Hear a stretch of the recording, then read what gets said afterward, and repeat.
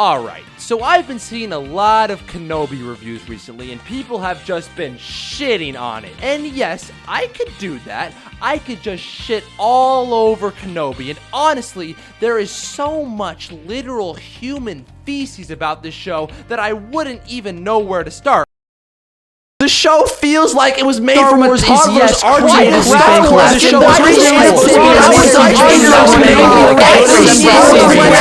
collection. Can we stop with the child actors, please? But you know what? I'm not gonna do that. But you just said all of those things like you literally just shitted on the show. Shut the fuck up, okay? Because there is one thing that for some reason not a lot of people are talking about in this show. There's one area of this show that was just absolutely horrendously unacceptable. And if they hit the mark on this area, this show could have possibly turned around and actually have been good. And I know that's a bold claim because there is a lot of things wrong with this fucking god-awful show. But I am seriously of the belief that this show would have not just been better, but this show would have been good if they fixed this one thing. Okay, let's think about it, okay? Why is Star Wars more popular and better than, let's say, Marvel, DC, or really any other movie franchise besides maybe Harry Potter in all of existence? And you might say, well, you know, the story is interesting. It's about space, lightsabers, blasters, the Force, Darth Vader, Han Solo, Yoda, Chewbacca. Natalie Portman is hot as fuck. Princess Leia, I love the scene where she's in a thong. Jar Jar is the best. Shut the fuck up, you nerds. No one cares. Listen, yes, Star Wars has done a lot of things right, at least a lot of things right in the original trilogy. However, there is one thing that Star Wars has consistently done better or as good as any film in cinematic history. And yes, I know that's a bold claim given that we have movies like this, and this, and this, and this, and this. However, there's one thing that even those movies do better than almost any movie in cinematic history. And that one thing isn't the world building, it isn't the comedy, it isn't, you know, how cool the Force is, it isn't the character, and it's damn sure not the dialogue. I don't like sand. It's the fucking soundtrack. What I'm trying to say is, you made my life so easy.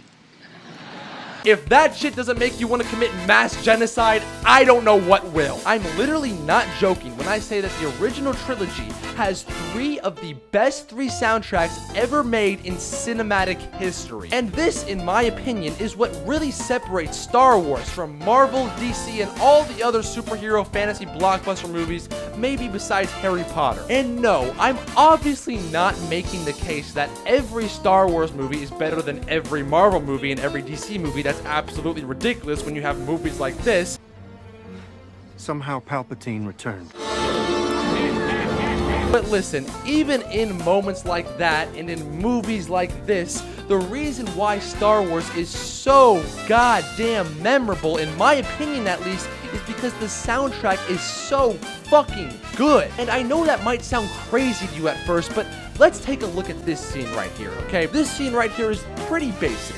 It's literally the basic fantasy superhero starting out scene, okay? It just shows Luke looking up into 2 sunsets and dreaming of being someone besides, wait, what is Luke farm again? Dingoes or some shit like that?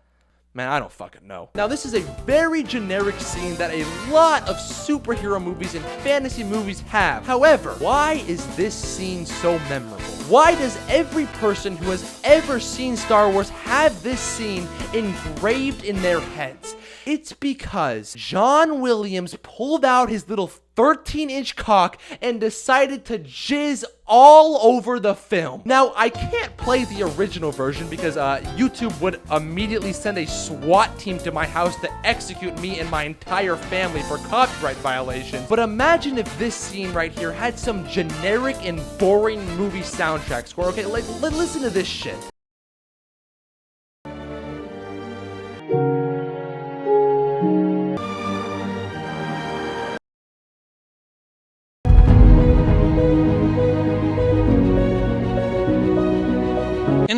We both said at the same time, John has to write the music.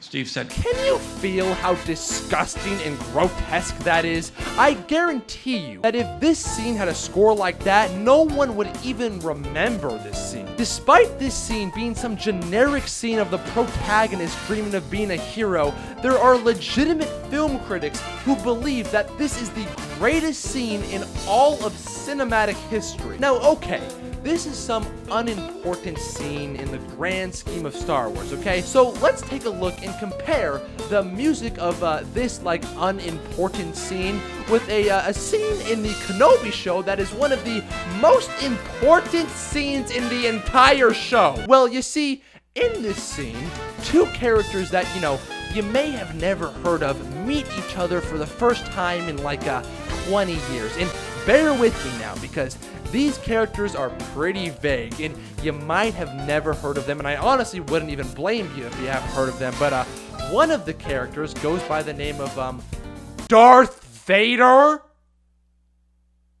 and the other character goes by the name of Obi-Wan Kenobi. This was the moment that every 40-year-old loser living in his mom's basement was stroking their cocks to. I mean, Disney has been teasing this moment for like the last 20 years. The music in this scene should be sweltering, loud, huge, energetic, over the top. It's Star Wars, for God's sakes, but instead we get this.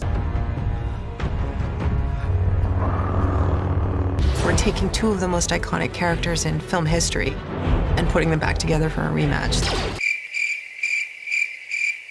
The fuck is this shit? I mean, I'm not even gonna comment on how poorly this scene is in general. I mean, it's literally just Obi-Wan running away from Darth Vader in an extremely awkwardly way, like he just saw someone he knew from high school at like a grocery store. But the thing that I am going to comment about is, why does the music suck so much cock in this? I mean, you have so much stuff to choose from. You could have put the Imperial March in there. You could have put the Force theme in there. You could have even put the goddamn Kenobi theme in there. This show actually has a pretty decent theme because John Williams fucking wrote it. But instead, you let Natalie Holt, a person whom I have never heard of before, compose a weird low drum cinematic shit show. I'm not even gonna act like I know anything about music theory because I don't, okay? I'm a dumb fucking idiot, okay? But I can tell you one thing. This moment when Obi-Wan and Vader finally met was absolutely ruined by the score. And I know this because let's take a look at two previously important scenes from Star Wars movies and compare the scores between those scenes and this scene right here. Let's compare this to a scene from The Empire Strikes Back of Yoda lifting the X-Wing. Just listen to this 5-second clip that I can play because otherwise YouTube would murder my entire family lineage for copyright violations.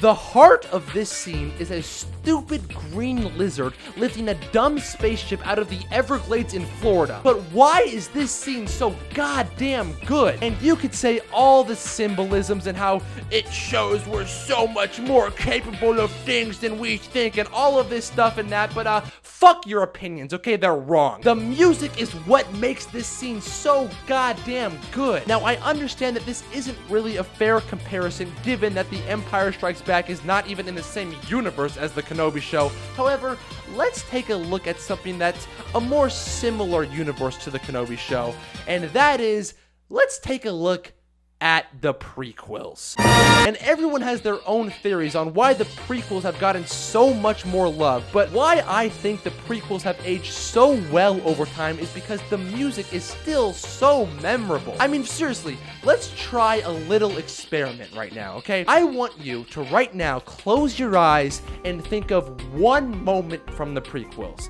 I can almost guarantee you right now that you are either thinking of the fight scene between Qui-Gon, Obi-Wan, and Darth Maul, or you're thinking of the final fight scene between Anakin and Obi-Wan. And the reason that isn't because, you know, there's a lot of cool fight scenes in the prequels, there's a lot of people jumping around and doing flips for absolutely no reason, and then charging up the lightsaber for like 30 seconds for absolutely no reason. The reason why these scenes are so memorable is because the music is so good good and it engraves in your head subconsciously. The film and the music will always be linked in your head. It's what makes the Force feel so real. It's what makes Darth Vader feel so intimidating. Music guides you. It tells you what emotions you should be feeling and how much you should be feeling those emotions. Star Wars as a franchise has always understood this.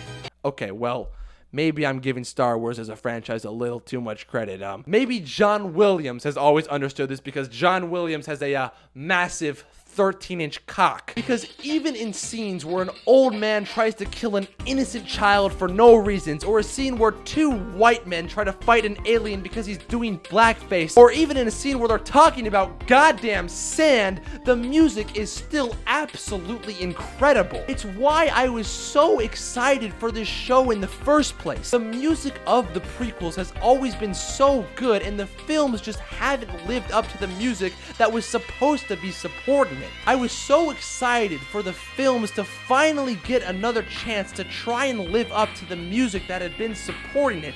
But then, what do I see when I turn on the Kenobi show? I see this.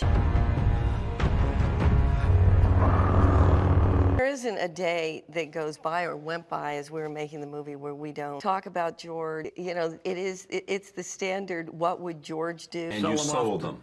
I sold them to the white slavers that take these things and okay, but For the past couple years, I've had to realize that Star Wars will continuously and always disappoint me in their movies and most likely shows. Except for The Mandalorian, that shit was pretty good, and Rogue One, that shit was pretty good as well. But the only reason I kept coming back to Star Wars, even though I knew I was going to be continuously and constantly let down and disappointed, was the music. And finally, after years of disappointment, Mickey Mouse looked at me and said, "You still like coming back here? Yeah? You like being disappointed? Well, how about you listen to this, you fucking cock-sucking whore?" And yes, I know the show's last episode wasn't all that bad, but at the end of the day, the overall show was still a bit disappointing. Well, not a bit disappointing, just like dis-a-fucking-pointing. There were so many missed opportunities for the entire soundtrack in general. I mean, they have 9 of the best 9 soundtracks ever written, and they didn't use any of it. Imagine how much better this show could have been if they used the Force theme when Obi-Wan finally used the Force for the first time, or if they used the Imperial March when Obi-Wan and Vader finally met again, or if they used Anakin versus Obi-Wan for their final battle. I mean, for God's sakes, I would have been fine with them playing Across the Stars when Obi-Wan and Anakin met for the fucking first time in this show. Better than what we fucking got. How hype are y'all for this show? I just don't understand the decision making of having the greatest composer of all time and having a plethora of his greatest films, and yet you use absolutely nothing from them and you hire Natalie Holt. And yes, I know John Williams scored the theme for this show, but the theme wasn't used well at all. The theme was never used in any important moment of the show. Natalie Holt just sat there on her fucking ass and said, "I have a great idea. Let's take this song composed by like the greatest composer of all time and let's just throw it in the beginning and end of every episode. And also get this, instead of using the themes from the greatest soundtrack ever made, I'm going to score this whole show on my own with new original ideas because I am such a good composer." I'm sorry, I'm talking like Mickey Mouse. It's kind of a habit and I don't know why. I mean, for God's sakes, a brain-dead monkey could have made a better soundtrack than this. All you gotta do is just plug in at random any of the fucking songs from the previous goddamn 9 movies, and there you go, there's your fucking soundtrack. And if you're thinking right now, well, Star Wars is trying to become an innovative and new thing. They don't want to rely on like the same things that got them big in the first place. They're trying to do new things, create new stories, make new themes in the Star Wars universe. My reply to you is that is total bullshit. If they actually wanted to do that, they wouldn't be making a fucking Obi-Wan and Darth Vader show. You know, like the 2 characters from the original fucking movie, A New Hope. It's so incredibly exciting as a director to just kind of get into such a visual, imaginative world. Star Wars is in a very, very tricky place right now, and honestly, I'm not sure how they get out of it, but honestly, I don't even know if they want to get out of it. I mean, there's always going to be 50-year-old virgins living in their mother's basement who are gonna come and show up to these films and watch the fucking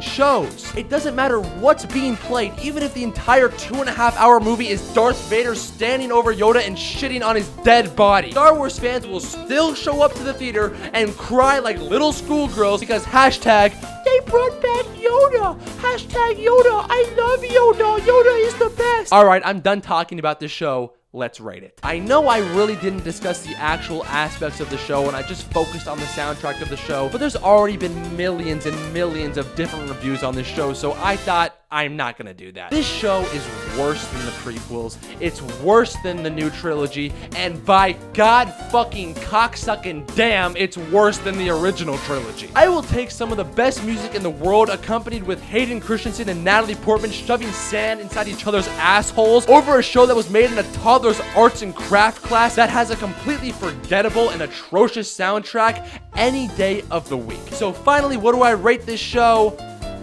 4.5 out of 10. If the last episode didn't exist, this show would be a 1. All right. This is literally the 4th video I've ever uploaded, so if you like it, please subscribe. And also, join me next time where I'm probably going to review... Oh, God. I don't even know. What's coming out? Oh, there's no Marvel or Star Wars? What the fuck am I gonna do with my life? All right, come back next time where I review Jordan Peele's Nope. Well, maybe it'll be good. Whatever. Goodbye. Peace. You made my life so easy. I sold them to the lightsabers. What would George do? Jizz all over the film. It's so incredibly exciting. John Williams has a How hype are y'all for this show?